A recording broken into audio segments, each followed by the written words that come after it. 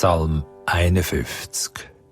Ein Meisterstück, ein Gesang vom David, wo der Prophet Nathan bei ihm war, weil er ein Verhältnis mit der Batscheba angefangen hat.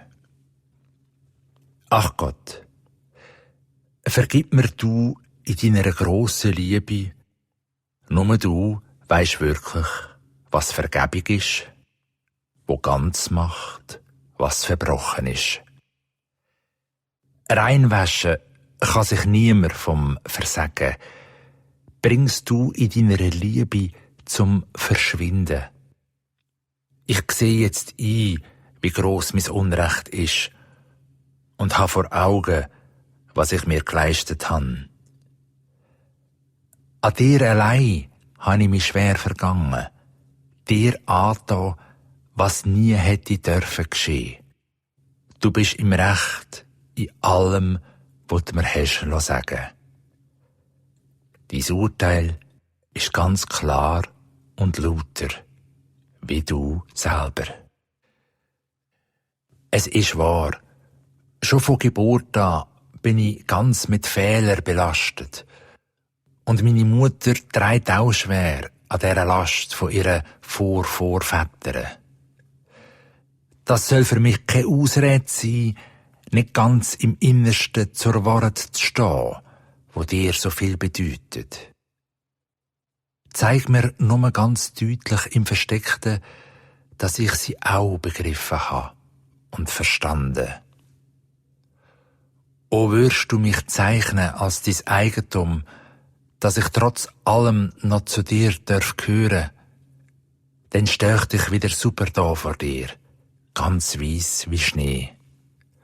O würdest du mich doch umarmen, wär das eine Freude für alle meine Knochen, wo jetzt so tuch und geschlagen sind.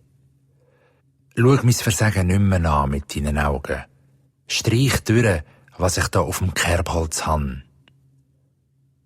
Ach du, durch deine schöpferische Hand lass es frisches Herz werden und einen klaren, festen Geist gib mir in mein Innerste inne. Schick mich nicht fort aus deinen Augen. Der Heilige Geist nimm du mir nicht weg. Hilf du mir wieder, dass ich mich freuen und aufrecht stehe dort, wo ich leben soll. Dann fasst sich Menge wieder Mut, wo auch versagt hat, grad wie ich, und kehrt dann vom falschen Weg auf deinen. Ach du, ich habe kein Recht mehr auf Rettung vor denen, wo wir das Leben wollen. Und doch bitte ich dich gleich noch drum, dann kann ich erst recht dein Verbarmen rühmen. O du, tu mir selber Herz und Lippen auf, dass ich dich rühmen kann vor allen Leuten. Das gefällt dir besser, wie der Opferfest.